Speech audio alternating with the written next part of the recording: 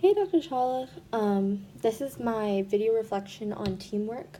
I was really disappointed to hear about how the videos didn't end up working or your computer crashed. And yeah, I remember my group put in a lot of thought and energy into making the videos as good as we could get them to be. So it was a little bit disappointing to hear about what happened. Um, but I guess I'll just start by answering some of the questions. So, give one specific example of something you learned from the team that you probably would not have learned on your own. So, I think that a lot of my group, um, I think we kind of came into this class thinking that um, we could do a lot of this stuff on our own, and I think like I realized that a big part of the experiments that we did in class were up to personal responsibility, but once we started figuring out that we could rely on other team members to kind of help us out and get some of the work done, I think that that really made us like work a lot faster and we progressed a lot more than we would have thought.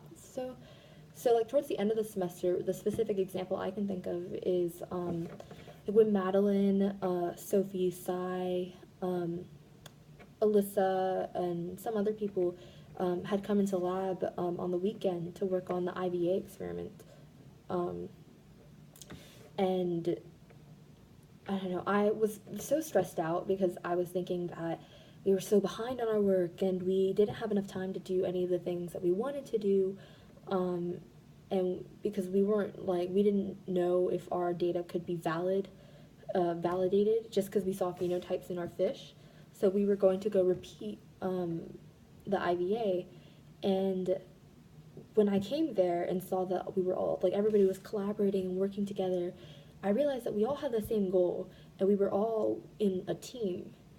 And once I kind of got that into my head and started working with the other team members, and after realizing we all had the same goal, I think that we got a lot more out of our time, and our energy was all focused on one central goal, and that kind of made things go a lot faster and a lot smoother.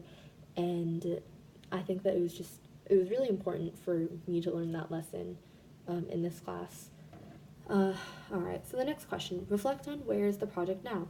Has working as a team influenced the direction, understanding, and interpretation of your project? Um, so our experiment right now, we did see some in vitro results with our zebrafish, which was super exciting. Um, because I wasn't expecting to see a lot of results at all, uh, because I thought that one of the IVAs that we did, I think like one of the first ones, something was wrong with the gel. No, it wasn't the IVA, it was RNA synthesis. Yeah, so we ran a gel with our RNAs, and uh, none of them really showed up on the gel, but the latter was there. So I had thought that something like the RNA didn't get synthesized and something was wrong there. Um, so like I didn't think that anything would work, but I think from now, we saw like more strong results in the Cas9 enzyme, and I think that there were a lot of errors with the CPF1, or not errors, but we didn't see like as robust results in CPF1 as we would have liked. And since it's a new enzyme, and the papers that we read said that like this enzyme works better at, I think, 34 degrees Celsius, and zebrafish grow up in 28 degrees Celsius. So I think that what we wanted to do is to test, like do a temperature gradient and see if developing the zebrafish in different temperatures and would help the in vivo activity some, and also the concentration of the guide that we inserted into the fish themselves. We're thinking that that might be beneficial to see if we would see better results. So that's kind of where the project's standing right now, and I think that working as a team kind of like I said earlier, we all had the same direction And at first we were kind of focused on our individual goals, but then after communicating with one another and realizing that we were all doing the same thing, and as a class collectively we all had the same central goal, we kind of worked better as a system rather than kind of bystanders doing their own stuff.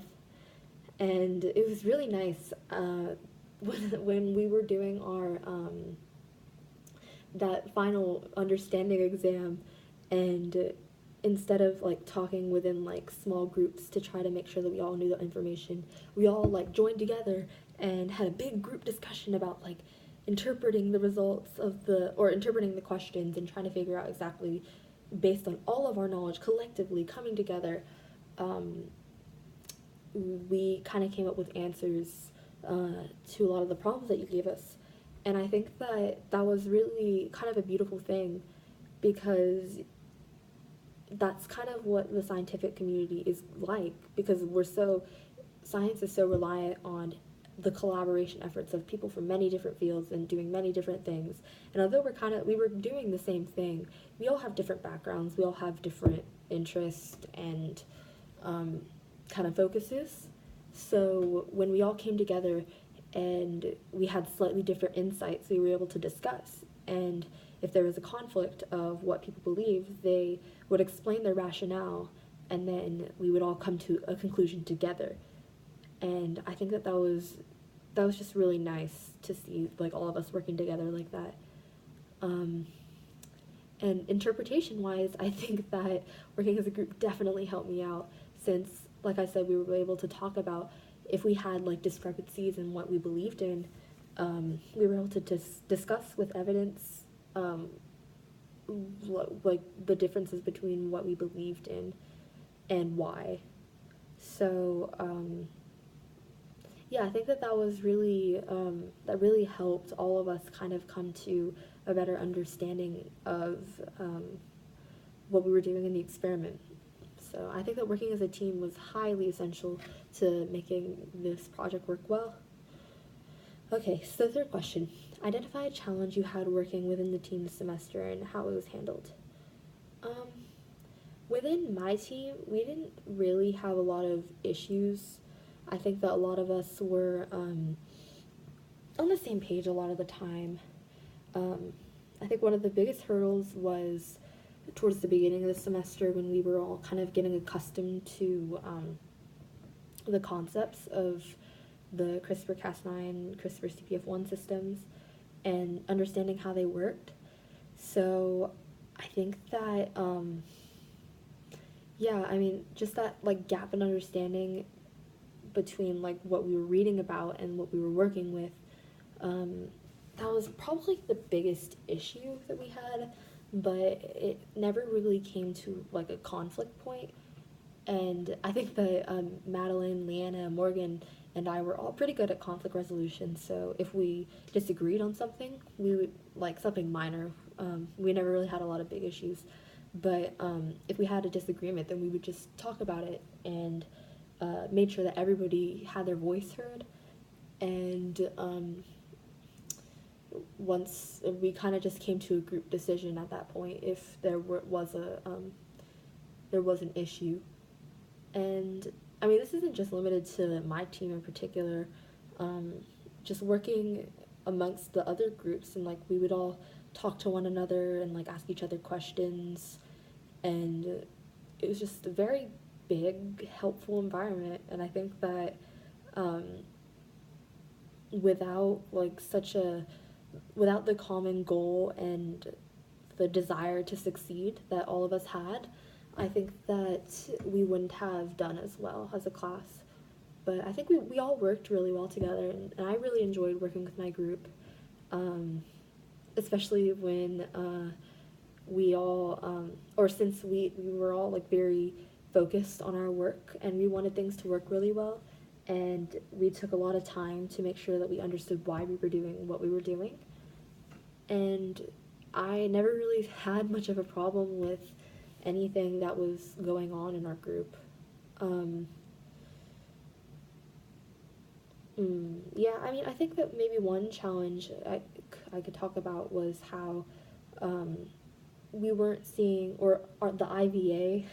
I think that was probably the most frustrating part for all of us since uh, the results really weren't that robust. And so we had to like kind of backtrack and think about why it wasn't working and what could have gone wrong. But I think we handled that pretty well. We just spent more time in the lab, put a lot more effort into coming in and making sure that everything was done. Um, and if it didn't work, then maybe there's another factor we didn't consider. And I wish we had more time to kind of look into those options and figure out what went wrong. But I mean, it is what it is at this point, and we did see pretty good results with our Cas9 enzyme, so that's exciting. And yeah, move on to the next question. Through your experience working on teams this semester, what have you learned about communication? So I think I touched on this a little bit, but one of the biggest things that I would say was important to learn is that it just essentially, like, basically how important communication is. Um, because without our ability to kind of talk to everybody in the room and kind of come to a consensus about an idea, then then I mean there's a lot of room for mistakes and like holes. So I think that like a lot of times there are small holes in our understanding, since I mean it's no one's fault really. It's just that we are so young and we don't have as much knowledge about genetics as you do. So a lot of times we would just be unsure about something, and the only way we could kind of figure out if we, after spending time and kind of like thinking about it ourselves, the only way we could come up with a like a good answer and a good plan that was the most effective, we had to talk to one another. And I mean, without that communication, not only would we not have the same background of understanding as we did, but it would also be a lot harder to get any work done, because especially since we were in that it wasn't really a small space, but we had like limited space and so many components to the experiments. Um, Without communication, I think that a lot more conflict would have arisen. But I think that since we were all fairly focused and well rounded in terms of getting like the balancing between work and making sure we understood the concepts, I think that without that we would not have done as well as we did. But I would say, looking back, I'm pretty proud of what we were all able to accomplish um, as a team, like our individual teams, and as a class as a whole. It's very exciting to me, kind of thinking about how we didn't know half as much as we do now, and I I thought that I would never be able to wrap my head around this kind of stuff, because molecular genetics is very complex and very you have to be able to kind of visualize a lot of things in your head, and it's hard. It's hard when you're coming out of like an intro bio class and don't have nearly as much experience as some people who've been working on it for years and years.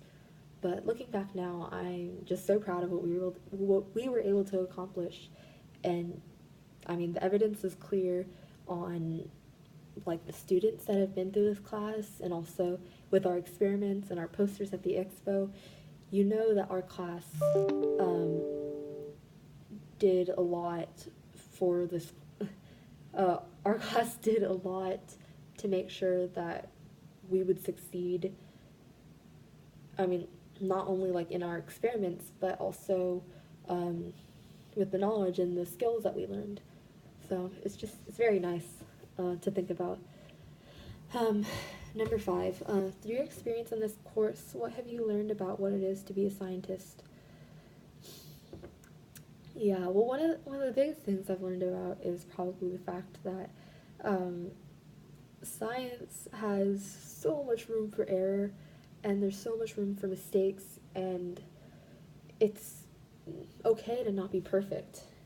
I know at the beginning of the semester, I was so frustrated because I had learned about some of this stuff before with you and Sammy, but I remember just looking at all of the material that we had to cover and all the big concepts that were involved with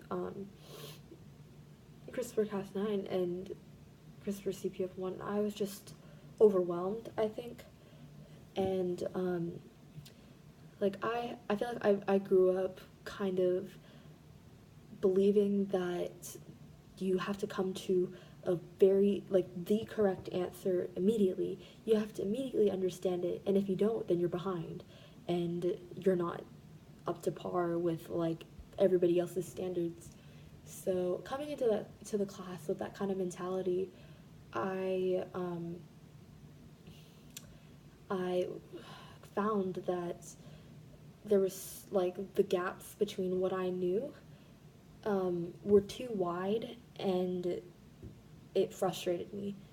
And I think that going on throughout the semester, I didn't. I mean, the only thing that was left for me to do for a while, I kind of like staggered back, and like it made me unhappy to come into lab and think that I wasn't good enough and I wasn't going to be able to do um, as good amount of work as some of the other people in the class. But once I kind of got out of that mentality and basically told myself, listen, Mindy, I know that you don't think that you are good enough to know about what's going on in these experiments, and I know you're having a hard time, but if you don't get yourself out of this mindset and start working towards understanding and changing what you think is wrong, then you're never gonna learn. You're never gonna come out of you know your ignorance. So kind of midway towards the semester, I spent the time to go through papers and read through them, make sure that I understood what was happening, and looked at the experiments and like kind of tried to follow the logic of why we were doing what we were doing on the molecular level. And I think after kind of this repetition of making sure that I understood, reading through papers and articles, I kind of got out of that rut. And then I think that I think that that's what a lot of science is the fact that like no one really knows everything about everything. It's impossible to know everything about everything. And when scientists don't know enough about a subject, then they'll go and try to discover why, or to like discover the reasoning behind why something happens. So I remember in my book report video, or my book report book, um, Messelson didn't understand, like he had a background in chemistry and didn't understand a lot about uh, um,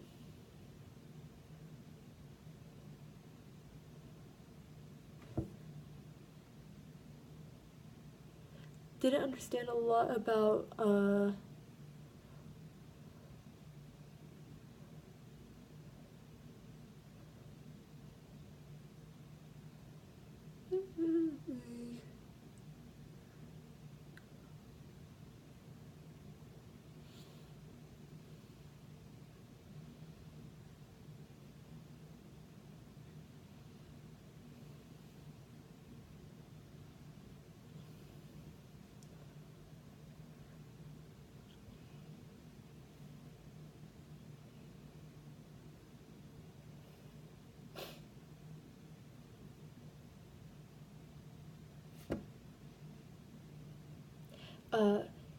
so he didn't understand a lot about the